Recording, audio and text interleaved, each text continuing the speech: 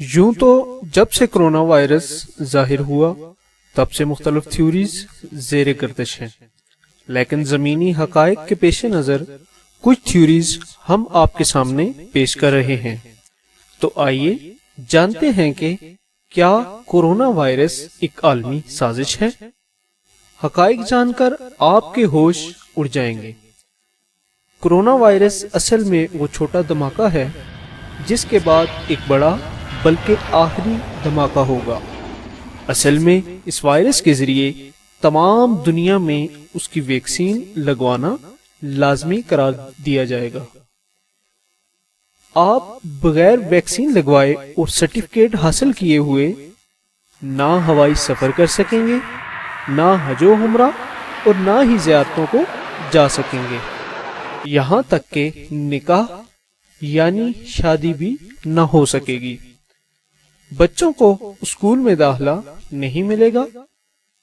اس کام میں پہلے سے شامل بل گیٹس جیسے مہیر حضرات دل کھول کر غریب ممالک کی امداد کریں گے۔ اب آپ کی سمجھ میں شاید یہ بھی آ جائے کہ ایک کمپیوٹر سافٹ ویئر کی صلاحیت رکھنے والا دنیا کا امیر ترین شخص اپنا کام چھوڑ کر ویکسین کی فیلڈ میں کیوں گھس گیا۔ اس کام میں 5 سال تک کا عرصہ لگ سکتا ہے، مگر اس کے بعد تمام لوگوں کی رگوں میں یہ ویکسین دوڑ رہی ہوگی۔ یوں سمجھیں کہ ایک سرکاری وائرس دوڑ رہا ہوگا جسے کبھی بھی کسی بھی طرح سے متحرک کیا جا سکے گا۔ کبھی بھی کہیں بھی کوئی وبا پھیلائی جا سکے گی اور کم خرچ اور بالا نشین انداز سے ایسا حملہ کیا جا سکے گا کہ جس میں نہ ہتھیار استعمال ہوں گے نہ املاک کو نقصان پہنچے گا۔ اسی دوران دشمن کو ویکسین بیچ کر اور قرض دے کر مزید اپنے جال میں پھنسایا جا سکے گا۔ تو بھائیو، کورونا یا کووڈ-19 کا کام صرف آپ کو ویکسین لگوانے کے لیے تیار کرنا ہے۔ اصل دھماکہ اس کے بعد ہوگا۔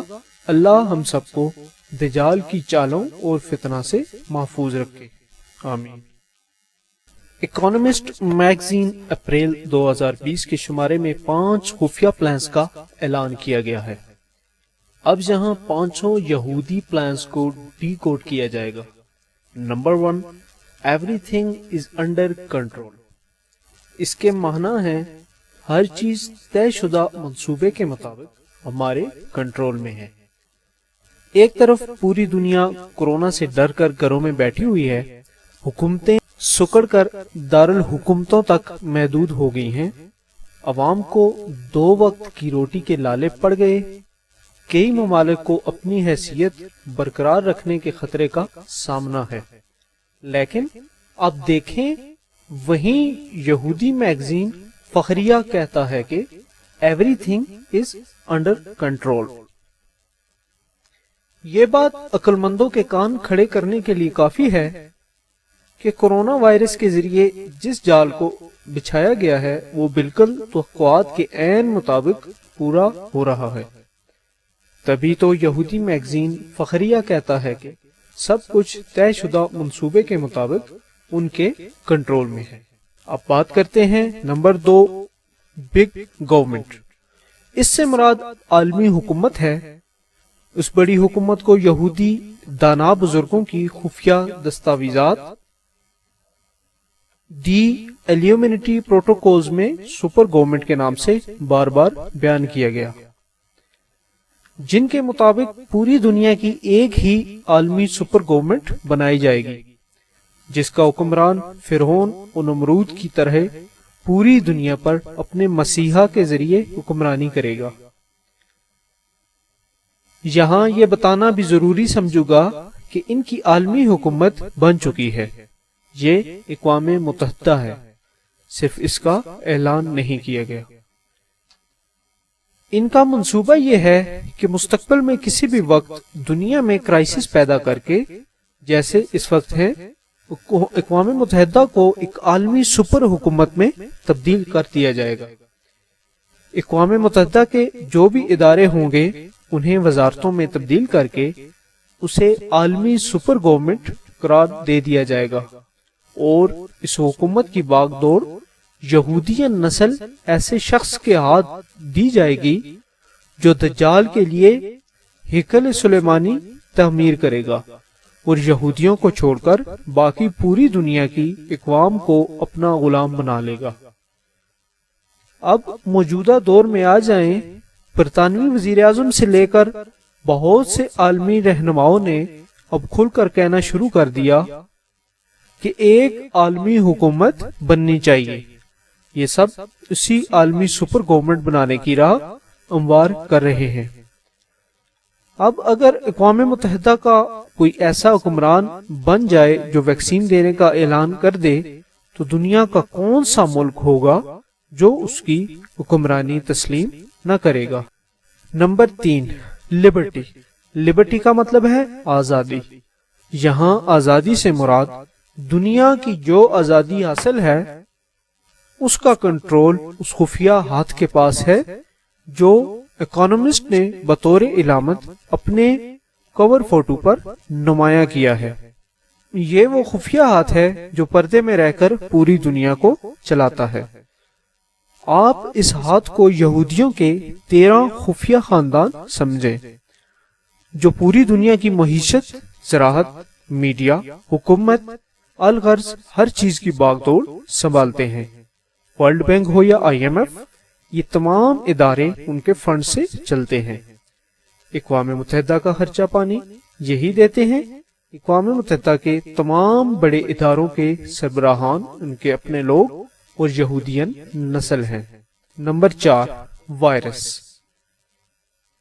یعنی کہ کرونا وائرس کا کنٹرول بھی اسی خفیہ ہاتھ کے پاس ہے جو پوری دنیا وائرس کے خوف سے کانپ رہی ہے۔ تو یہ لوگ کون ہیں جو کہتے ہیں کہ وائرس ان کے قابو میں ہے؟ اسرائیلی وزیر دفاع خود کہتے ہیں کہ ہمیں وائرس سے کوئی پریشانی نہیں ہے، کیونکہ جب 70% آبادی کو کورونا متاثر کر لے گا تو پھر از خود ختم ہو جائے گا۔ یعنی وہ پہلے سے جانتے ہیں کہ اتنے فیصد آبادی متاثر ہوگی، لیکن ساتھ ہی کسی قسم کی انہیں پریشانی بھی نہیں ہے۔ یہ اس بات کی علامت ہے کہ پردے کے پیچھے وہ بہت کچھ جانتے ہیں، جب ہی تو بالکل مطمئن ہیں۔ اسی لیے نہ لاک ڈاؤن کرتے ہیں نہ ہی انہیں کوئی پریشانی ہے، بلکہ اعلانیہ کہتے ہیں کہ وائرس ان کے قابو میں ہے۔ نمبر 5، دی ایئر وداؤٹ ونٹر۔ اس کو اگر ڈی کوڈ کریں تو اس کا مطلب ہے کہ اس سال دنیا کو موسم سرما گھروں میں قید رہ کر گزارنا پڑ سکتا ہے۔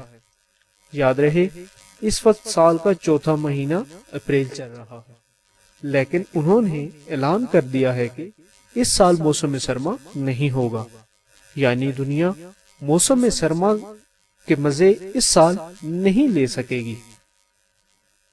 کنٹیجین میں بھی ایک ڈائلاگ بالکل ایسا ہی سننے کو ملتا ہے۔ یہاں یہ بتانا ضروری سمجھوں گا کہ کورونا وائرس پر بنی فلم میں ایک لڑکی ویکسین کی عدم دستیابی پر اکتاتے ہوئے کہتی ہے، یعنی اس سال میرا موسم سرما برباد ہو جائے گا کیونکہ مجھے گھر میں قید رہ کر گزارنا ہوگا۔ اکانومسٹ میگزین کنٹیجین فلم اور موجودہ صورتحال کا آپس میں بہت گہرا تعلق ہے۔